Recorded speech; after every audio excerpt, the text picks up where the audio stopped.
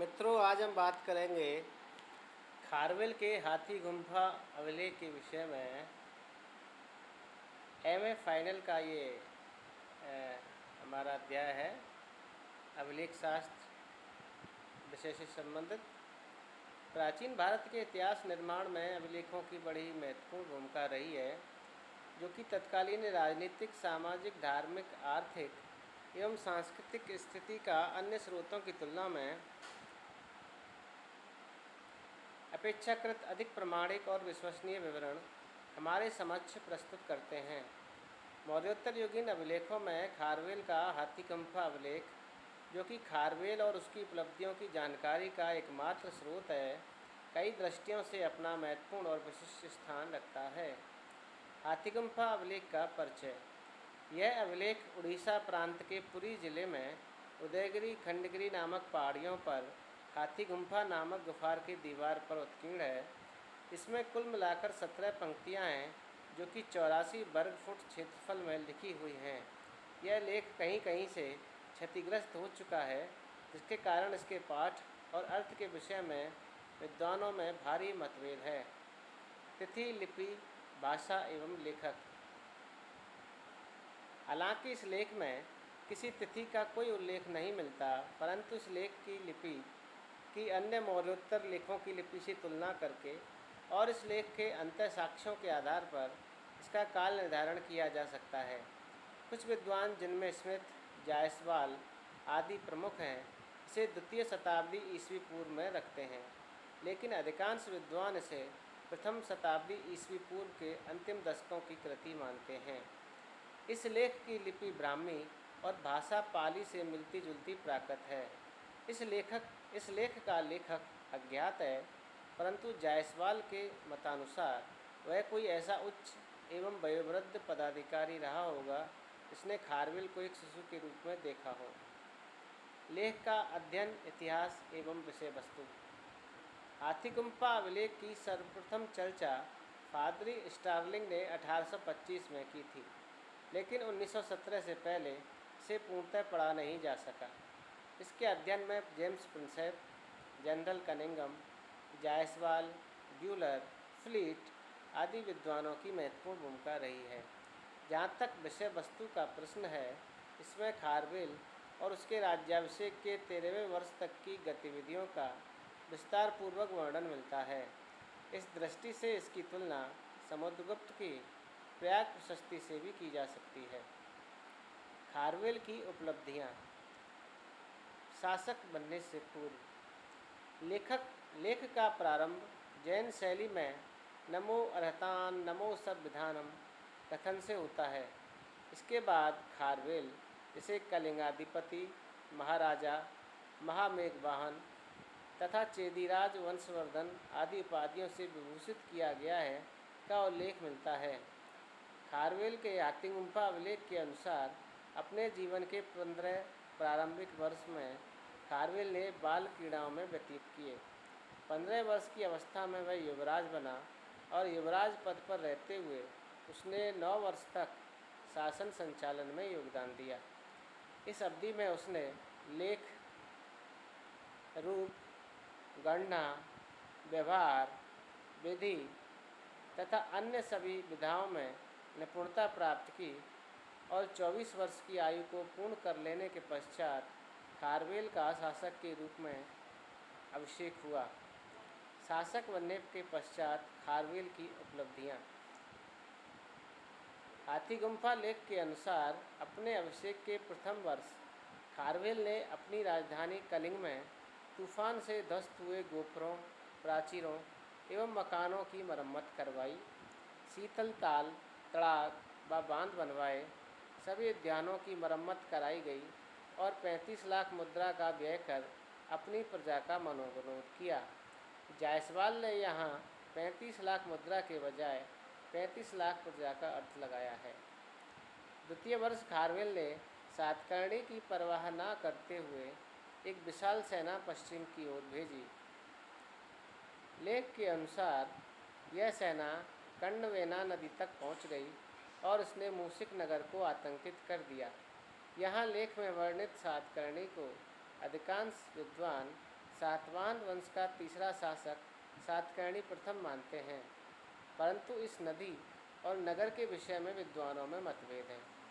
Raphson और बरुआ ने वन्य कण्ववेना का अर्थ वेनगंगा और उसकी सहायक नदी कन्हन से माना है, और मूसिक नगर को गोदावरी की घाटी में स्थित मूसिक अथवा असिक नगर समझना चाहिए, जो कि असिकों की राजधानी थी। इसके विपरीत जायसवाल ने कण्ववेना नदी का समीकरण कृष्णा नदी से किया है। इनकी राय में मूसिक नगर कृष्णा और मूसी नदियों के संगम के समीप स्थित था। यद्यपि इस लेख में सातकर्णी के साथ खारवेल के युद्ध का उल्लेख नहीं मिलता, लेकिन अपने राज्याभिषेक के तीसरे वर्ष में खारवेल द्वारा, जो कि स्वयं गंधर्व वेद में निपुण बतलाया गया है, मल्लयुद्ध, गीत तथा वाद्य के प्रदर्शन और उत्सवों के द्वारा राजधानी को हर्षित करने के उल्लेख के आधार पर इतिहासकारों का अनुमान है कि खारवेल को सातकर्णी के विरुद्ध काफ़ी अधिक सफलता मिली होगी, जिसके उपलक्ष्य में यह आयोजन कराए गए। चौथे वर्ष खारवेल के द्वारा भोजकों एवं राष्ट्रिकों के ऊपर आक्रमण किया गया, जो कि आधुनिक बरार और पूर्वी खानदेश में राज्य करते थे। लेख के अनुसार खारवेल ने इनके राजचिन्ह तथा संपत्ति छीनकर इनसे अपने चरणों की वंदना करवाई। इस युद्ध के संबंध में विद्याधरों का उल्लेख भी मिलता है। कुमारगुप्त के मथुरा अभिलेख के अनुसार विद्याधरी जैनियों की एक शाखा थी। संभवतः यह युद्ध विद्याधरी जैनियों के हितों की रक्षार्थी हुआ होगा, क्योंकि खारवेल स्वयं जैन धर्म का अनुयायी था।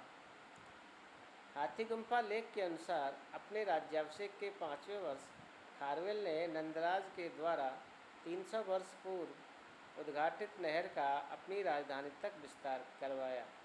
कुछ विद्वानों ने तिवसते का अर्थ 103 वर्ष भी लगाया है, परंतु अधिकांश विद्वान 300 वर्ष का मत ही अधिक मान्य मानते हैं। अपने राज्याभिषेक के 6ठे वर्ष खारवेल ने राज समृद्धि का प्रदर्शन करते हुए अपनी प्रजा के विभिन्न करों को माफ़ कर दिया और पौर व जनपद निवासियों को अनेक अनुग्रह प्रदान किए। जायसवाल ने यहाँ पर राजसूय यज्ञ का उल्लेख किया है, परंतु बरुआ ने राजसूय के स्थान पर राजश्रीय अर्थात राज्य समृद्धि पढ़ा है। अपने राज्याभिषेक के 7वें वर्ष की पंक्तियाँ क्षतिग्रस्त होने के कारण अस्पष्ट हो गई हैं। जायसवाल के मतानुसार इन पंक्ति में खारवेल की एक रानी का उल्लेख मिलता है, परंतु अन्य विद्वान इससे सहमत नहीं हैं। अपने शासन के 8वें वर्ष खारवेल ने उत्तरी भारत पर आक्रमण किया। लेख के अनुसार उसकी विशाल सेनाओं ने गोरखगिरी को जीतकर राजगृह का घेरा डाल दिया। इस आक्रमण से भयभीत होकर यवनराज, इसको कुछ इतिहासकार दमित भी मानते हैं, मथुरा भाग गया। गोरखगिरी बाराबर की पहाड़ियों का प्राचीन नाम है।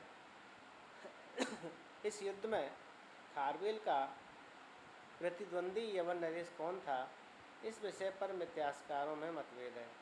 कुछ विद्वान इसे डिमेट्रियस मानते हैं, लेकिन अधिकांश विद्वानों का यह मत है कि यह कोई पंजाब का यूनानी शासक रहा होगा।